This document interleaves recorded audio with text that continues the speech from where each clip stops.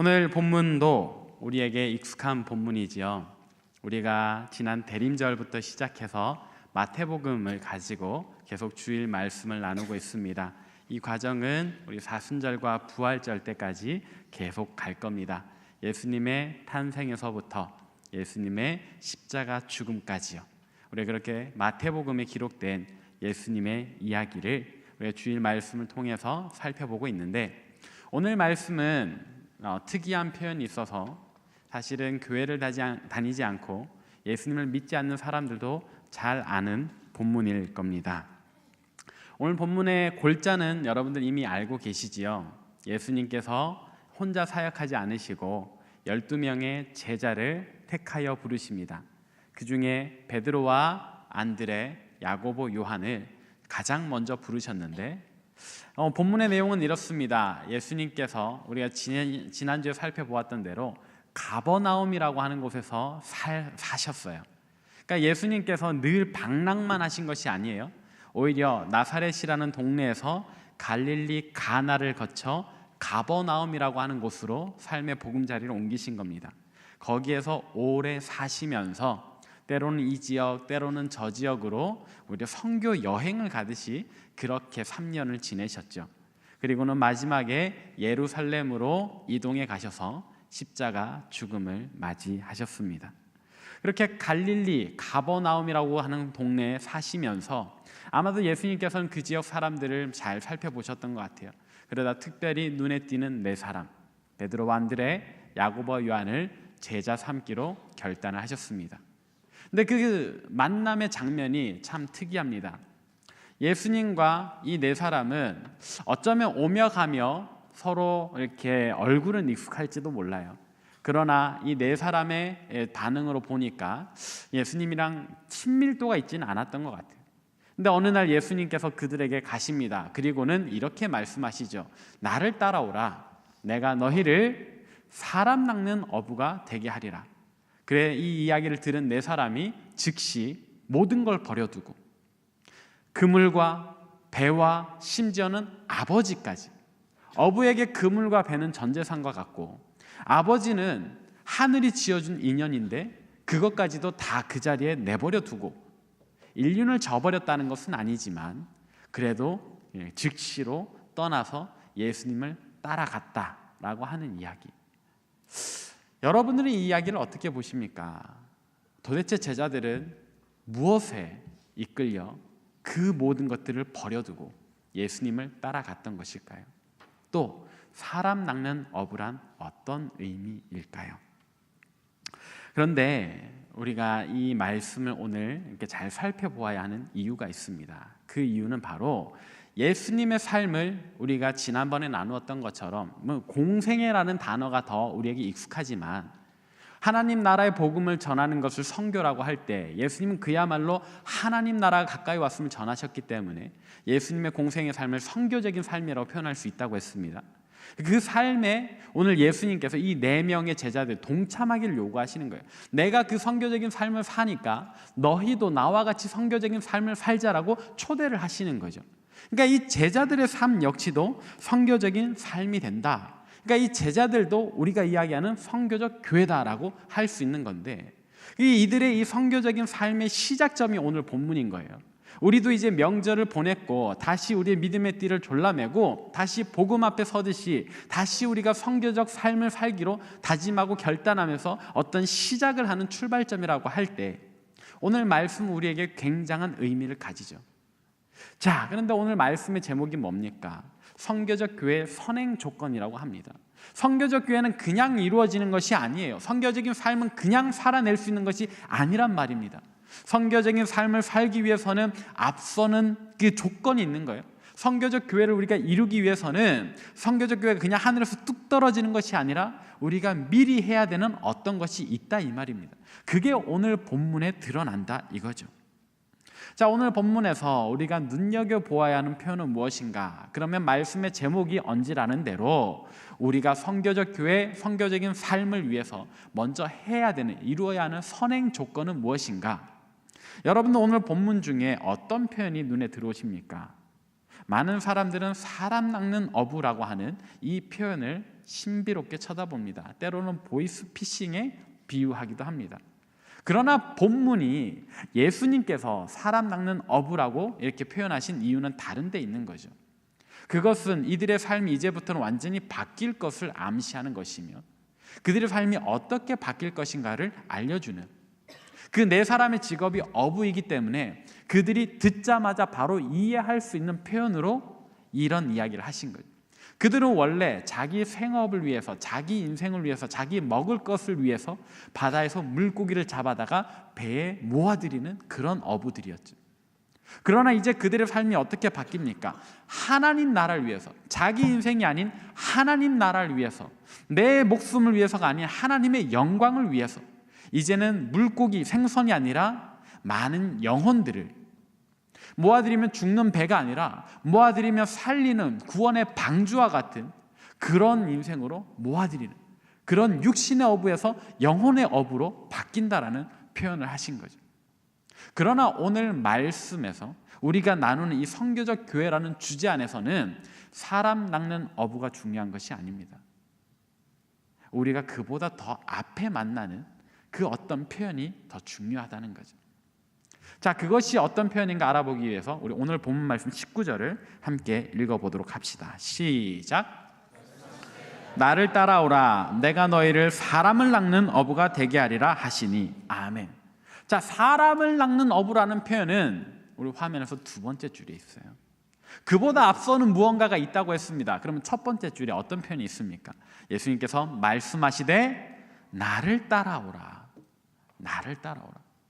우리가 선교적인 삶을 살리라, 우리가 선교적 교회가 되리라, 아니 뭐 다른 어떤 모습으로든 꼭 그런 편이 아니더라도 내가 주님을 위하여 살리라. 아까 우리가 SD 워십과 함께 찬양을 하면서 내 인생 주님께 드리리, 내 삶을 주님께 드리리 노래했는데 정말 그런 삶을 살기 위해서는 그냥 갑자기 되는 게 아니라 이 말이에요. 나를 따르라 하신 그 음성에 우리는 먼저 귀를 기울여야 하는 거죠. 이 편이 참 중요합니다. 선교적 교회가 되기 위해서는, 선교적인 삶을 살기 위해서는, 예수님께 우리 삶을 드리기 위해서는, 우리가 진정 참된 예수님의 제자가 되기 위해서는 먼저 예수님을 따라가야 합니다.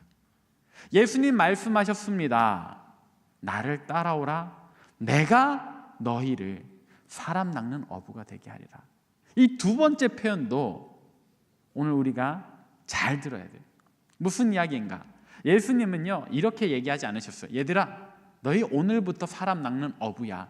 너희는 지금부터 사람 낚는 어부야. 그렇게 말씀하시지 않으셨다고요.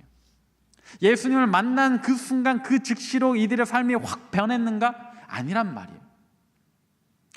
예수님의 오늘 본문 말씀은 다시 이야기를 하자면 너희는 아직 아니지만 나를 따라오면 그렇게 될 거야 라고 이야기를 하시는 거예요. 예수님을 이 네 사람은 만났습니다. 분명히 어떤 접촉이 일어났죠. 하나님의 아들, 그 대단한 분이시기 때문에 이들은 즉시로 따랐습니다. 그러나 이들은 아직 사람 낚는 어부는 아니에요. 우리도 마찬가지죠. 이전에 언젠가 수련회 때든 혼자 기도할 때든 그 언젠가 예수님을 인격적으로 만난 지점이 있을 겁니다. 정말로 하나님이 날 사랑하신다라고 그렇게 생각되는 어떤 날이 있을 겁니다. 그날은 우리 인생을 그리스도인 되게 바꾼 날이죠. 그렇게 바뀐 날이겠죠. 그러나 그렇다고 해서 지금 우리가 완전히 사람 낚는 어부가 되어 있는가? 우리가 진정한 참된 제자가 되어 있는가? 그렇지는 않다는 거야. 아직 안 돼 있다. 출발점에는 섰지요. 이제 출발할 수는 있게 됐지요. 그럼 완성된 것은 아니라 이 말입니다. 이 제자들이 했던 것처럼, 예수님께서 말씀하셨던 것처럼 온전한 사람 낚는 어부가 되려면, 우리가 진짜 선교적인 삶을 살려면, 완전한 선교적인 교회를 이루려면 우리는 먼저 예수님을 따라야 하고 그분의 가르침을 받아야 됩니다. 우리 마음으로 나는 오늘부터 선교적인 삶을 살래, 나는 오늘부터 선교적인 교회야 100번 외쳐도 우리가 예수님을 따르지 않으면, 우리가 예수님의 가르침을 받지 않으면 우리는 선교적 교회가 될 수 없습니다. 그러면 어쩌자는 말인가? 일단은 가만히 앉아서 배운 뒤에야 하자는 말씀인가? 그거는 아니지요. 여러분, 예수님의 교육 방법은 늘 실습 속에서 일어납니다. 예수님께서 가르치실 때에도, 산 위에 올라가셔서 가르치실 때에도 제자들은 늘 거기 함께 있고, 예수님께서 치유를 행하실 때에도 제자들은 거기 함께 있습니다. 그리고 함께 기도하며 함께 그 치유를 행하며, 심지어는 예수님 주시는 귀신 내어 쫓는 권세를 가지고 이 고을 저 고을로 이렇게 실습 현장 나가듯이 가서 또 귀신을 쫓아내보며 그렇게 선교적인 삶을 배워나가는 거지요. 예수님은 그렇게 제자들을 가르치셨습니다. 근데 여기에서도 중요한 거, 오늘 말씀에서 핵심 포인트는 예수님을 따라간다라는 거. 언제나 예수님이 우리보다 앞서 계신다라는 거. 어디로 갈지를 제자들이 정한 게 아니에요. 오늘 어디에서 무엇을 할지 제자들이 정한 게 아니에요. 예수님께서 산 위에 올라가 앉으시니 제자들도 따라가서 그 가르침을 받는 거고요. 예수님께서 바닷가로 행하시면서 귀신을 쫓아내시고 병든 자를 치유하시니 제자들도 거기서 함께 귀신을 쫓아내고 함께 병자를 치유하는 겁니다.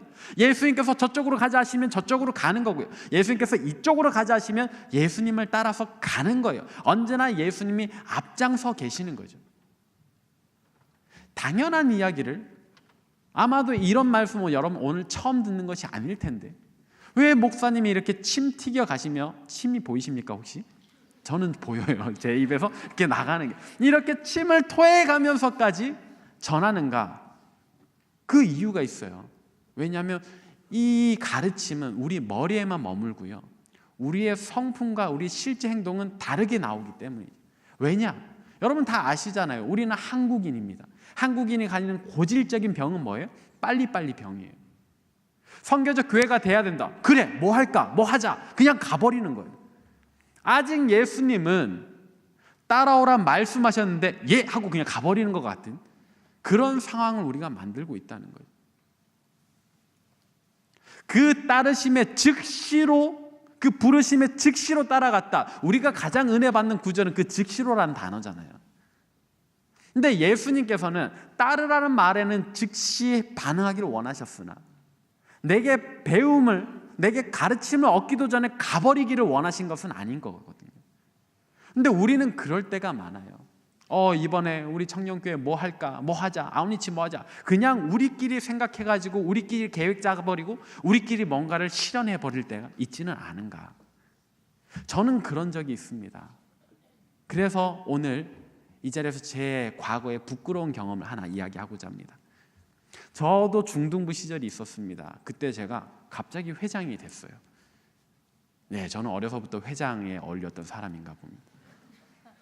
근데 저희 모교회 중등부는요, 그런 전통이 있었어요. 굉장히 좋은 전통이었는데 크리스마스 전날에는 꼭 온라잇을 합니다. 밤을 새가면서 노는 겁니다. 원래는 친교라는 말을 붙였던 것 같은데 어느새 그건 다 사라져버리고 그냥 온라잇 한다 이러면 그냥 밤새 노는 거였어요. 바니 이러면서. 이웃을 사랑하십니까? 아니요! 무조건 아니요라고 해야 이 게임이 재미가 있고. 여러분 혹시 김밥살이 아세요? 김밥의 김 모르시면 네, 저희 동네 게임이니까. 마피아로 늘 마지막을 끝내야 됐던.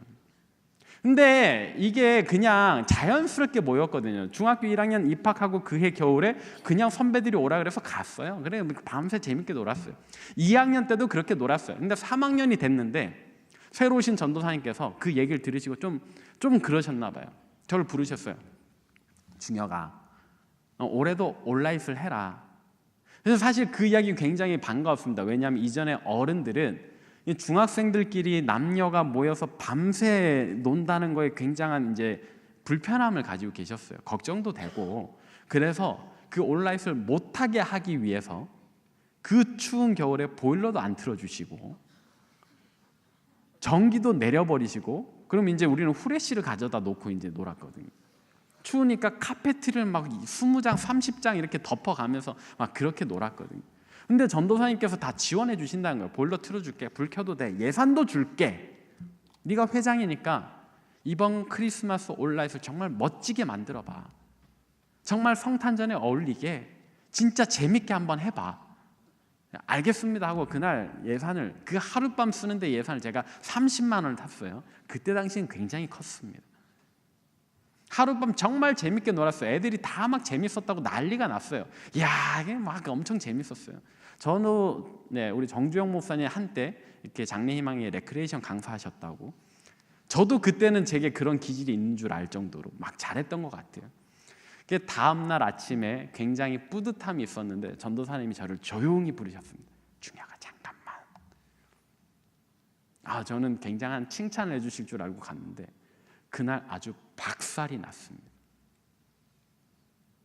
이럴 거면 하지 마. 전도사님이 저한테 호통을 치셨어요. 이해가 안 갔습니다. 그때는 다 밤새 재밌게 놀고 건전하게 놀고 모두가 즐겁고 하면서 행복해하면서 그 시간을 보냈는데 도대체 전도사님 뭐 그렇게 삐뚤어지셔가지고 이걸 고깝게 보셨는지 나를 혼내시는지 그때는 전도사님 굉장히 미웠어요. 근데 제가 20살이 되고 나서 그 이유를 깨달았습니다. 제가 이제 20살이 돼서 서울 쪽에 있는 교회를 갔어요. 그때 당시 이제 출석했던 교회에서 이제 또래 모임을 하면서 MT를 갔습니다. 재밌었죠. 그때 했던 게임을 제가 다 전수를 막 하는 거예요. 막 김밥 사려 언젠가 전수를 해드리겠습니다. 막 밤에 막 재밌게 막 놀다가 이제는 갑자기 그때는 동심이 풍성했던 것 같아요. 20살이지만 우리가 이제 수건 돌리기를 했거든요. 예수님의 사랑 신기하고 놀라워 이 노래를 부르면서 이제 수건 돌리기를 했단 말이죠. 근데 옆방에서 똑같은 노래가 들려오는 겁니다. 옆에 방에도 어디 교회에서 왔나 보다 했는데 같이 부르다 보니까 조금 이상해요. 뭐가 좀 이상해요. 그래가지고 이제 우리가 또 놀다가 지친 틈을 타서 제가 이제 창 밖으로 봤는데 술 파티가 벌어져 있는 거예요. 이게 무슨 일이지 하고 봤는데 이제는 우리 팀은 쉬고 있으니까 그 팀의 노래가 선명하게 들리는 거예요. 사장님의 은혜 신기하고 놀라워. 그러니까 어디 회사에서 이제 직원 연수회처럼 와가지고 사장님 가운데 앉혀 놓으시고 술 파티를 하면서 이 복음성가를 개사를 해가지고 그렇게 부르고 있는 거죠. 제가 엄청난 충격을 받았습니다. 첫 번째는 감히 어떻게 하나님을 찬양하는 노래를 저따구로 개사를 해서 부를 수 있는가, 이거에 충격을 먹었고요. 두 번째는요, 술만 없었을 뿐이지 그들과 우리는 똑같은 모임이었다는 것에 제가 충격을 먹었습니다.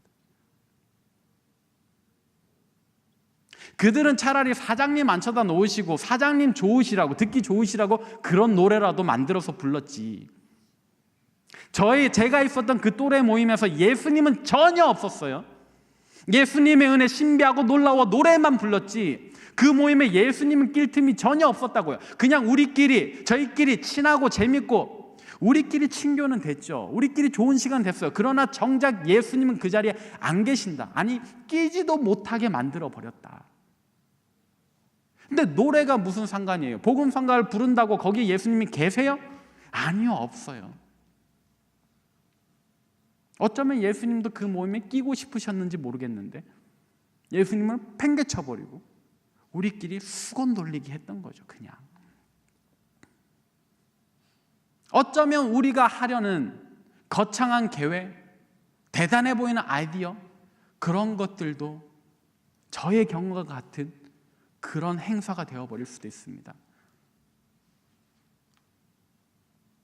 여러분, 예수님은요 한 번도 우리에게 큰 행사 해다오라고 말씀하신 적이 없어요. 오로지 딱 하나, 나를 따라오라, 내게 배우라 라고 말씀하셨죠. 그러면 이제 우리가 선교적 교회로서 선교적인 삶을 살 때 어떻게 살아야 할까요? 친구 하나를 정해놓고 그 친구에게 내가 일주일에 한 3번은 연락하리라, 한 달에 한 번은 밥을 사리라, 그래서 올해 안에는 꼭 교회 한번 데리고 오리라. 그런 계획도 참 좋지만 그 계획 속에 어디에 주님의 역할이 있습니까? 그 계획을 세우는 단계에 주님과 상의는 해보셨습니까?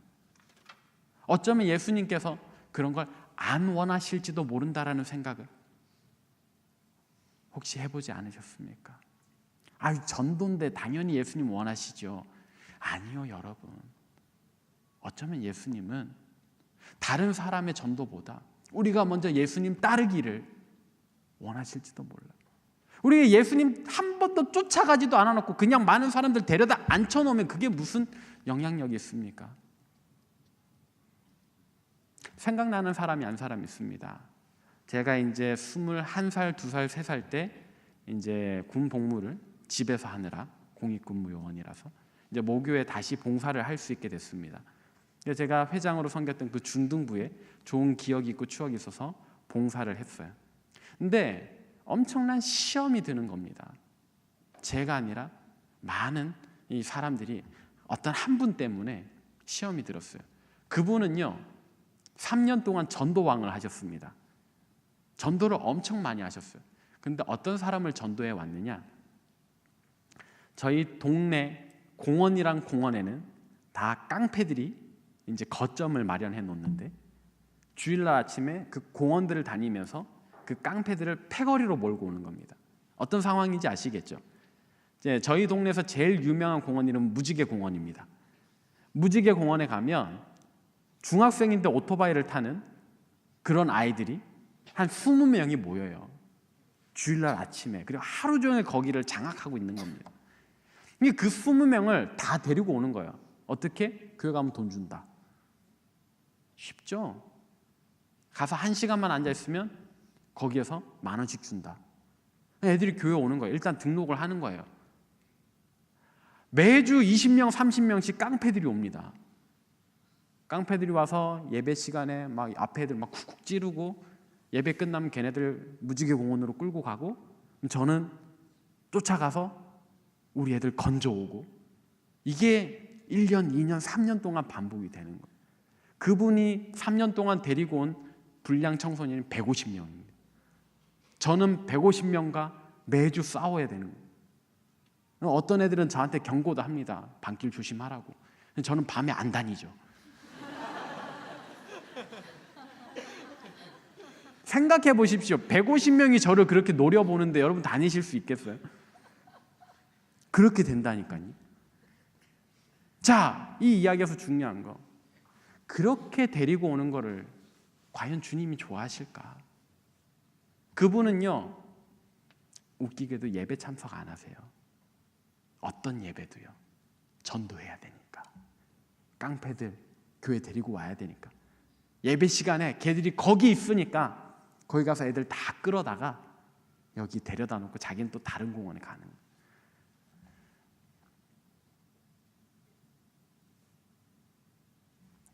그분의 그 모습이 우리는 과연 선교적인 삶이라고 말을 할 수 있는가? 그렇게 데리고 온 행위를 과연 전도라 볼 수 있는가? 또 그렇게 거행된 시간들 과연 우리 주님이 기뻐하실런가? 사랑하는 여러분, 이제 명절도 지났고 이번 주에 우리 요셉 다윗 겨울 수련회도 있잖아요. 정말 우리가 복음 앞에 설 때가 되었습니다. 정말 우리가 이제는 선교적인 삶을 살아갈 때가 되었습니다. 대림절 때부터 시작해서 지난주까지 선교적 교회가 무엇인지 우리가 말씀을 통해 또 칼럼을 통해 배웠다면 이제는 우리가 삶으로 살아볼 때가 되었습니다. 자, 어떻게 하시겠습니까? 예수님 따라야 하지 않겠습니까? 거기부터 시작이니까요. 자, 이제 말씀의 막바지에 접어듭니다. 자, 그러면 어떻게 따를 것인가? 따라야 하는 건 알겠는데 어떻게 따를 것인가? 이게 또 우리에게 문제잖아요. 우리 삶의 적용을 위한. 어떻게 해야 될까요? 언제나 이런 문제는 어렵지만 또 쉽습니다. 왜냐하면 기본으로 돌아가면 되기 때문입니다. 자, 예수님을 따른다, 내게 배우라 말씀하시는, 나를 따라오라, 내가 너희를 사람 낚는 어부가 되게 하리라, 내가 너희를 가르쳐서 만들겠다라고 말씀하시는 예수님이시기에 우리는 그분의 가르침을 배우면 되는데 어디서 배울 수 있습니까? 이제 그분은 하늘에 계시잖아요. 우리 눈에 보이지 않잖아요. 어떻게, 어디서 예수님의 가르침을 배울 수 있습니까? 감사한 것은 예수님께 가르침을 받았던 이들이 복음서를 우리에게 남겨주었다는 거죠. 예수님의 가르침이 그대로 녹아들어 있는 성경이 우리에게 있잖아요. 성경 읽으십시오. 기본으로 돌아가자고 했습니다. 성경 안에 예수님의 가르침이 있고 그 가르침은 지금도 우리에게 선한 영향력을 미쳐 우리에게 진리로 작용해서 우리를 예수님 따르게 만들 겁니다. 우리로 사람 낚는 어부가 되게 할 겁니다. 우리가 선교적인 삶을 살 수 있게 할 겁니다. 우리가 선교적 교회가 되게 할 겁니다. 자, 근데 말씀을 읽었는데도 감동이 없어요. 도대체 무슨 말인지 모르겠어요. 어디를 읽어야 할지도 모르겠어요. 하시는 분들이 있을 겁니다. 또 기본으로 돌아가십시오. 기도. 주님, 내게 감동을 주십시오. 주님, 내게 하시고자 하는 말씀이 무엇입니까? 말씀하십시오. 주의 종이 듣겠습니다. 그렇게 기도하시면서 겸손히 말씀을 읽으신다면, 어떤 목사님 그런 표현 하시더라고요. 요래 읽다 보면 말씀이 툭 튀어가지고 거기만 또렷하게 보인다고. 근데 저도 그런 경험을 해본 적이 있거든요. 정말 신기해요. 그 신기한 경험, 기도하면서 겸손하게 하나님 말씀 읽다 보면 그 말씀이 툭 튀어나와가지고요, 우리 눈에 거기만 진짜 빛나게 보이는 때가 있어요. 더 신기한 거는 그 말씀이 내 몸 여기저기를 찔러요, 쑤셔요, 그리고 날 쪼개요. 그래서 저는요, 히브리서 4장의 말씀을 믿습니다.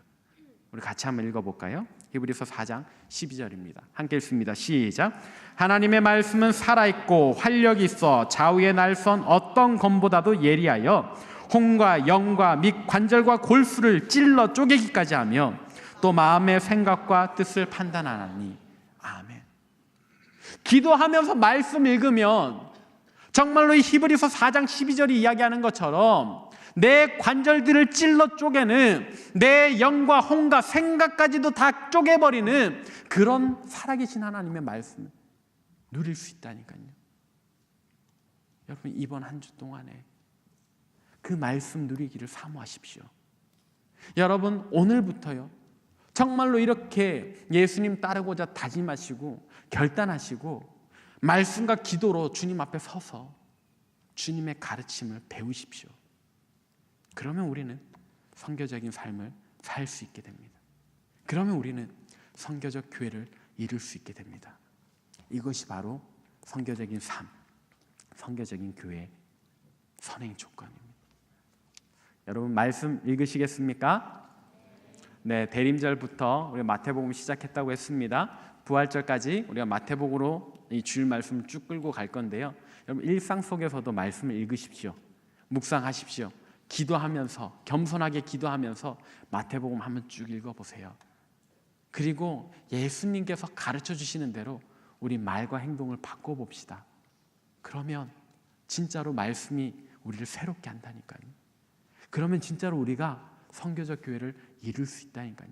뭐 거창하게 큰 행사, 뭐 꼭 해외 아웃리치 안 가도 우리가 그렇게 주님께 영광 돌릴 수 있게 됩니다. 또 여러분, 추가적인 광고를 합니다. 우리가 내일부터 수요일까지 매일 저녁 7시 30분 우리 요 바로 앞에 있는 샤론실에서 우리 수련회를 위한 공동 기도회를 합니다. 오셔서 같이 기도하십시다. 이번 수련회 때 정말로 말씀이 나를 찔러 쪼개고 빛과 진리로 인도하시는 우리 주님의 그 인도하심을 따라갈 수 있기를 우리 같이 기도하십시다. 오실 거죠? 네, 마음으로 대답하셨다고 믿고 오시리라 기대하면서 우리 이제 이 찬양으로 주님 앞에 나아가도록 하겠습니다. 주님의 은혜를 감사합니다.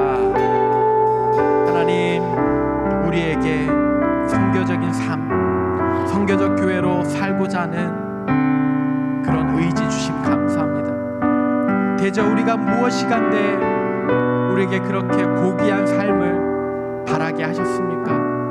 하나님, 우리는 본디 바랄 수 없는 존재들이지만 주님께서 우리에게 그 귀한 소망을 주셨으니 우리가 이제 선교적 교회로 살아가기로 다짐하고 결단합니다. 그러나 아버지여, 어리석게도 우리 생각으로 선교적 교회를 이루려 하지 않게 도와주십시오.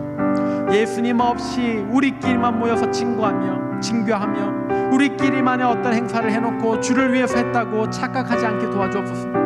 오늘 말씀에서와 같이 먼저 나를 따르라 말씀하시는 주님을 따르는 주의 백성들 되게 하시고, 주님의 그 귀한 가르침을 보고 듣고 배워 정말로 주님 인도하시는 대로 나아가는 주의 백성들 되게 하여 주옵소서. 하나님, 그렇게 우리의 말과 행동이, 우리가 일상 속에서 살아가는 우리의 모습이 주님을 따를 때, 주님을 따르는 모습일 때 우리의 삶은 그제서야 진정한 선교적인 삶, 선교적 교회 될 줄로 믿습니다. 하나님, 이를 위하여 우리가 주님의 가르침을 얻고자 겸손히 기도하며 주의 말씀 있겠사오니, 하나님, 우리가 주님 말씀을 읽는 가운데 주님 우리를 위하여 세우신 그 뜻을 우리에게 알려주시고, 그 말씀 살아있다, 활력있다 말씀하셨으니, 하나님이여, 우리의 생각도 우리의 관절과 골수도 쪼개는 그 말씀 우리로 경험케 하여 주옵소서. 하나님, 또 이번 주에는 우리 귀한 요셉 다윗 수련회가 있습니다. 하나님, 그 수련회를 시작으로 아버지여, 이 놀라운 역사를 우리가 계속해서 누리기를 소망하오니, 이번 수련회 주여 사용하여 주옵소서. 붙잡아 주옵소서. 임재하여 주시고 우리로 큰 은혜 누리게 하옵소서. 그리고 그 큰 은혜를 그 자리 거기서 나 혼자 누리는 것으로 끝내지 않게 도와주시고, 수련회 이후에 우리 일상의 삶 속에서도 또 우리 공동체 안에, 또 내가 속한 가정과 직장과 학교와 사회 안에서 아름다운 열매로 또 전파할 수 있게 도와주옵소서. 주님을 사랑합니다. 이제는 우리 주 예수 그리스도의 은혜와 하나님의 자비로우신 사랑과 성령의 위로하심이 겸손히 기도하며 말씀에 순종하며 우리를 선교적인 삶으로 부르시며 선교적 교회가 되게 해주실 우리 구주 예수 그리스도를 온전히 따르기를 다짐하고 결단하는 이 자리에 모인 모든 주의 백성들 머리 위에, 또 세계 각지에서 목숨 걸고 사역하시는 선교사님들과 그 가정과 사역 위에, 우리 조국 대한민국과 저 북녘 땅과 온 세계와 열방 위에 이제로부터 영원토록 함께하옵시기를 간절히 축원하옵나이다. 아멘.